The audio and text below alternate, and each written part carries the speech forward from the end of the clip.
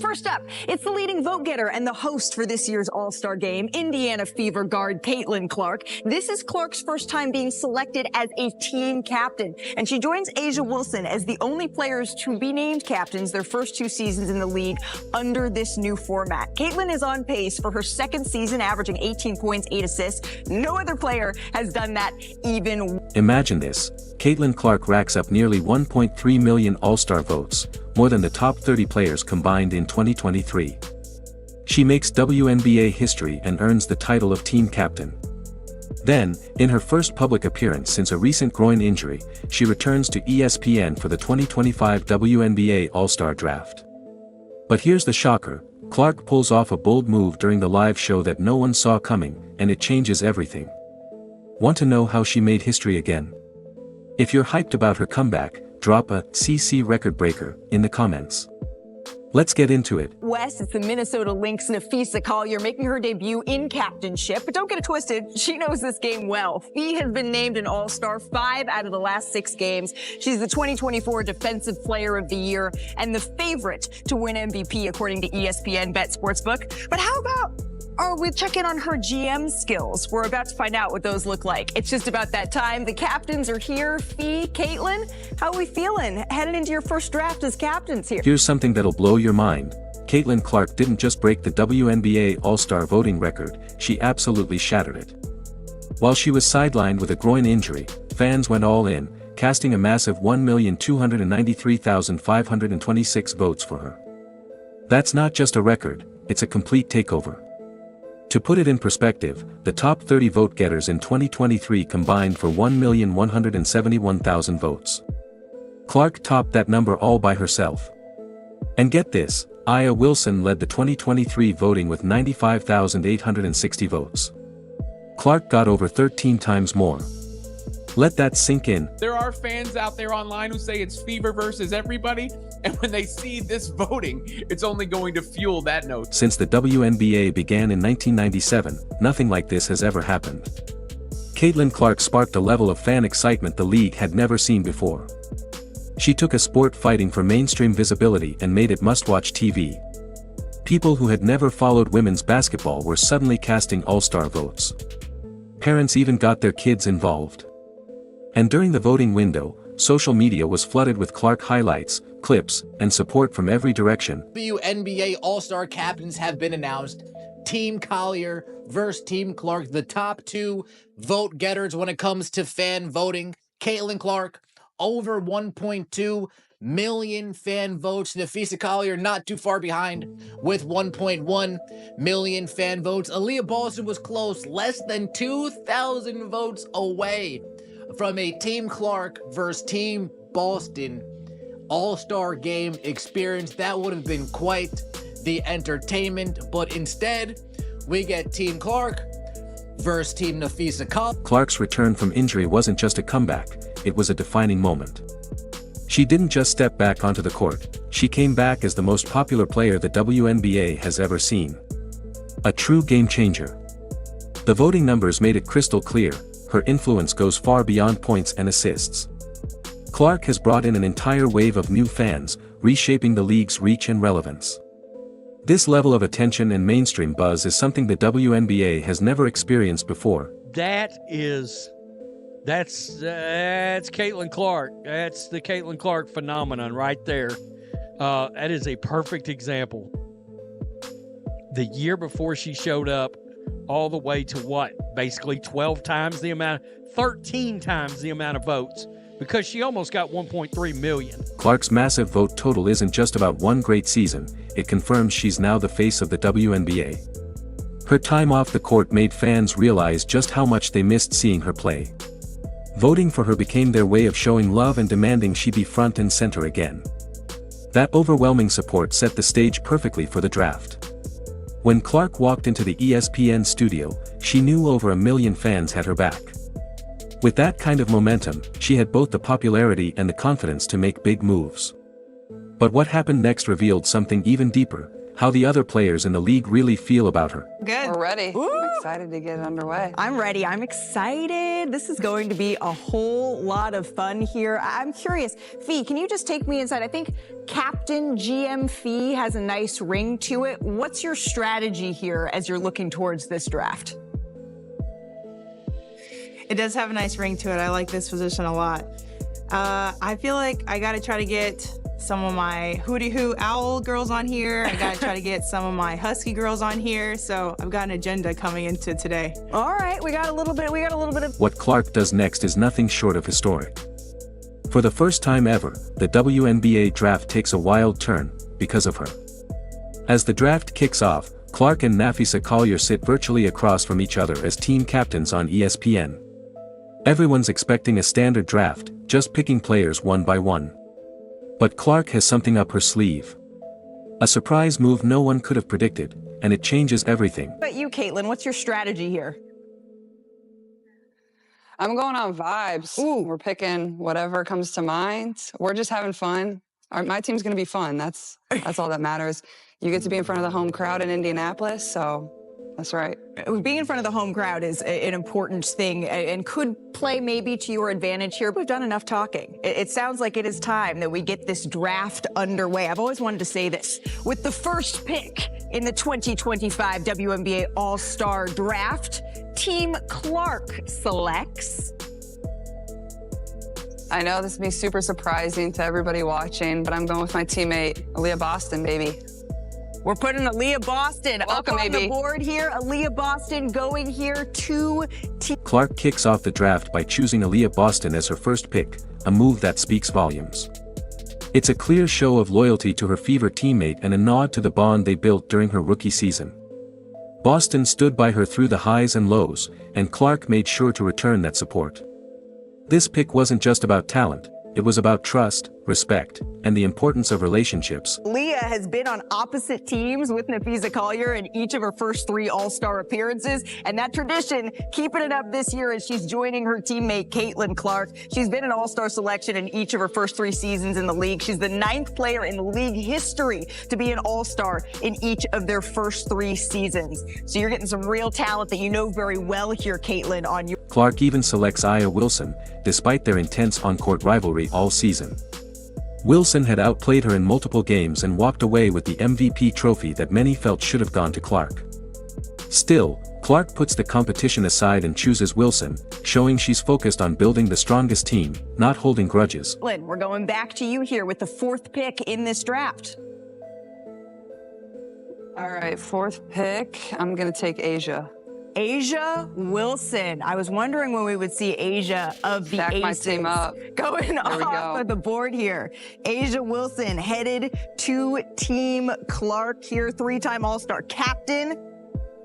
She did select you, Fee, on her team in 2019 and has played with you 3 out of the 4 All-Star games. So it's going to be a little different again going head-to-head here with Asia Wilson. The 3rd straight season of her averaging 20 or more points and her 5th season overall, of course, is sort of... But Clark knows how to separate competition from respect.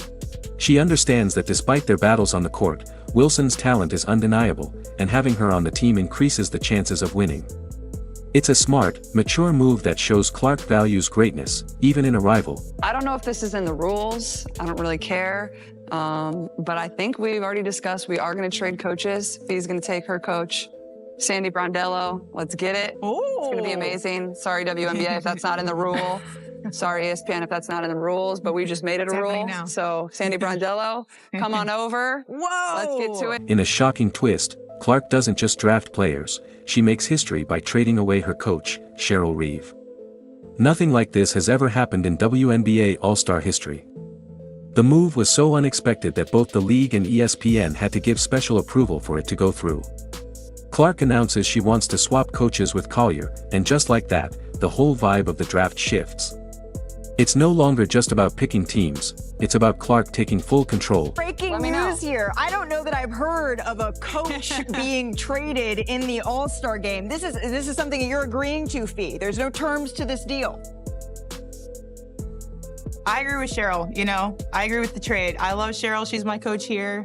And you know what? That's just going to be worse for Team Clark because now we got more chemistry on our side. We got more synergy. We know what we expect from each other. So that was a bad move on your part, Caitlin. We're taking you down. Yes, that's the same Cheryl Reeve who cut Clark from Team USA just last year.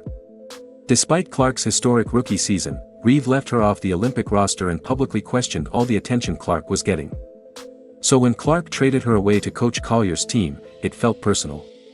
It wasn't just a bold move, it was a clear message that Clark hadn't forgotten how she was treated, and now, with all eyes on her, she took the chance to respond on her terms. I'd rather watch paint dry. I'd rather watch dirt just be moved around. Because Caitlin Clark's not on the team. If she's there, it's appointment TV. You people, whoever did this, honestly, hey, take your brain, put it in a museum, and study it for how dumb you are. Clark brings in Sandy Brondello from the New York Liberty to coach her team, a move that proves she's thinking like more than just a player. She's showing real leadership and strategy, understanding that building a winning team takes more than just star power. Brondello led the Liberty to success, and Clark wants that championship mindset on her bench. The coach swap instantly becomes the most talked about moment of the night. It's a bold flex that shows Clark has serious influence in the league. While she and Collier laugh it off on camera, you can tell the move shocked everyone, including the ESPN producers, who were likely scrambling behind the scenes to keep up with the unexpected twist. The coaches maybe is going to be the X factor. The coaches are maybe going to be the X factor. Hey, Sandy, defending champion, loves to shoot threes, lets her players get after it. I don't know. I'm feeling good with Sandy and Sabrina on my. Collier fires back with some playful trash talk after the trade, saying, "That's just going to hurt Team Clark. We've got better chemistry now, better synergy. We know what to expect from each other." Bad move, Caitlin. We're taking you down. The competitive fire lights up right away. But more importantly, the coach swap shows that Clark isn't just a fan favorite, she's a true leader who's not afraid to shake things up. She didn't just accept the hand she was dealt, she took charge of the entire All-Star experience and reshaped it to give her team the best shot at winning. It was bold, strategic, and completely game-changing. By the way, I just got official word from the WNBA, from the league. I am hearing that a trade of coaches is permitted and it is granted. I wish I had a gavel here. So the coach trade has gone through. As the steward of this draft, it has been approved. And these are your teams. This is going to be a whole lot of. This move proves Clark has evolved from a rookie standout into a real power player in the league. She's no longer just riding the hype. She's making bold, strategic choices and isn't afraid to shake things up to win. Her coach trade didn't just shift the all-star dynamic, it turned the game into something way bigger than just a fun showcase, but here's where things get even more interesting. While fans were breaking records to vote Clark in, the players themselves saw things very differently. In a ranking done by WNBA players, Clark was listed as only the 9th best guard in the league. Let that sink in. The same player who pulled in 1.3 million fan votes wasn't even ranked in the top 5 by her peers. Paige Buchers, who hasn't played a single WNBA game yet, landed at number 4. Sabrina Ionescu came in second. Alicia Gray took the top spot.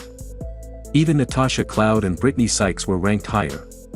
It makes you wonder, what's really going on behind the scenes in the WNBA? There come a time when the CBA negotiations are going on. The owners are sitting across from the Players Association. The negotiators are in the room. They're trying to iron out things. And the owners all come together and they ask a question. They pose a question to the players. And the question's simple. Where's Caitlin Clark? Why isn't she here? And why isn't she sticking up for you ladies and advocating on your behalf? And when the Players Association, when the people in that room hear that question, they're going to be looking at each other confused, lost, and without an answer that doesn't make them look incredibly. It creates a strange disconnect. Clark is the most popular player the league has ever seen, yet her peers don't even rank her in the top 5 at her own position. She dominated the fan vote with numbers the WNBA's never come close to, but the players made it clear, in their eyes, she's not elite. That gap between fan admiration and player respect is the silent tension nobody wants to talk about.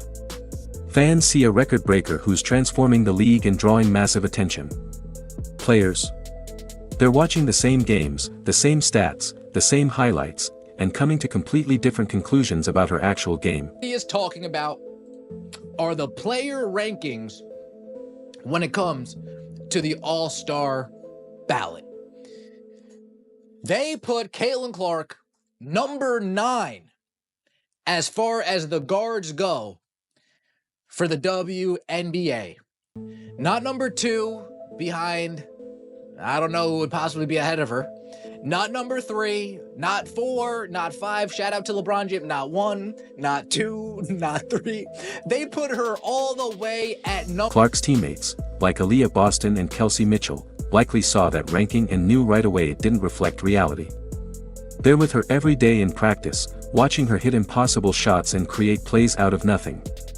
They know firsthand how much she impacts the game. Yet somehow, the wider player community ranks her behind guards who don't come close to her level of influence. That gap points to something deeper: jealousy, politics, and maybe even resentment. Some players might be trying to protect their own standing or boost veterans who've been around longer. Others might just be tired of all the media attention Clark gets. Whatever the reason, it's clear there's tension behind the scenes. And that's what makes Clark's all-star captaincy even more impressive. She's leading the event with full fan support, while knowing that many of her peers don't even think she deserves the spotlight. Caitlin Clark has to be getting a light bulb. Oh, they just don't like me, right? Once we get to the Natasha Cloud and Brittany Sykes, a light bulb has to go off. Ding, ding, ding. Oh, they just don't like me. I'm done publicly coming to your girl's defense. I'm done publicly using my cachet, using my fans, my fan base to come support you guys. We're done with that. Here's what no one's really talking about when it comes to this all-star game. It's not just about the game. It's about what happens after. For Clark and the WNBA, this moment is much bigger. The all-star game is happening in Indianapolis, right on Clark's home court at Gainbridge Fieldhouse. That means thousands of fans who shattered voting records will be packed into the arena, all there for one reason: to see her shine. This isn't just any venue, it's her court, and she'll have a home crowd energy that turns the whole event in her favor. What's normally a neutral showcase now feels like Clark's personal stage to prove the doubters wrong, especially those who ranked her 9th among guards. With the fans behind her and the spotlight on, she's got the perfect chance to answer all the criticism with her game. The WNBA All-Star Draft was fun between Caitlin Clark and Nafisa Collier, the team captains, picking the players, picking the rosters. But the most interesting aspect was the coach swap, because Clark traded Cheryl Reeve, who was the coach of her team, or was to be the coach of her team, to Collier for Sandy Brondello, the coach of the New York Liberty. Of course, Reeve is Collier's head coach for the Minnesota Lynx, so that makes sense. But the drama is going to come from Reeve having previously been critical on social media about the amount of attention Clark received relative to the rest of the... With the coach trade drama and the player ranking still hanging in the air, this all-star game becomes Clark's moment to silence the critics. She now has Sandy Brondello on her side, a coach who knows how to win and led the Liberty to the top. And across from her, Cheryl Reeve, the same coach who left Clark off the Team USA roster. It's the perfect setup: Clark on her home court, with a winning coach in her corner, ready to prove she belongs among the best, no matter what the rankings say. Being the coach of Team USA that Caitlin Clark was so famously snubbed from. Of course, Reeve wasn't a part of the official committee, but, some may believe she had some say in how all that went down. Regardless, the picking between the players was a lot of fun, and Caitlin Clark also wound up with all of the Fever members on her squad as well, meaning Aaliyah Boston, Clark, and Kelsey Mitchell will be a trio in Indianapolis for all. Clark's all-star roster shows just how smart and strategic her picks really were. She started with Aaliyah Boston, banking on their built-in chemistry from the Fever. Then she added Aya Wilson to bring interior dominance, and surrounded herself with shooters like Sabrina Ionescu and Satu Sabali to stretch the floor. Off the bench, she's got Kelsey Mitchell, another Fever teammate who was hoping to land on Clark's team. On the other side, Collier built her squad around Brianna Stewart, leaning on that championship mindset and her UConn roots. She also added Alicia Gray, who players ranked as the top guard in the league. What we've got here is more than just a talent showcase, it's a battle between two different team-building strategies and styles of play. Clark, Boston, Ionescu, Wilson, Sabali, Mitchell, Gabby Williams. I love Gabby Williams. What a player. Sonia Citron, Kiki Iriafen, Jackie Young, Thornton, Kayla Thornton from the Valkyries. So Clark should have a very fast team there. When you look at it, I mean, Williams is really fast for a forward. Obviously, Kelsey's very fast. Citron's very fast. Jackie Young's one of my favorite players. Iriafen, a rookie, can get up and down the floor. Ionescu can help spread the floor along with Kelsey and Clark so they can really shoot. Caitlin made sure to get some size. She actually passed up on Paige Beckers to take Sabali, and she took Asia Wilson with her. This game is no longer just a fun showcase, it's Clark's chance to prove she belongs among the league's elite. Every assist, every deep three, every highlight moment will be her response to being ranked 9th by her peers. And with the Indianapolis crowd behind her, the energy will be electric every time she touches the ball. This All-Star game isn't just a celebration, it's a potential turning point. It's the perfect launchpad for Clark's 2025 season and the Fever's push toward a championship run. The spotlight is on, the pressure is real, and the stage is hers. Now the question is, can Clark turn this moment into the momentum the Fever needs to chase a title? Are new, that is. So they're just becoming familiar with a lot of these teams and a lot of these players. And last year there was the Caitlin Clark versus the Olympics storyline.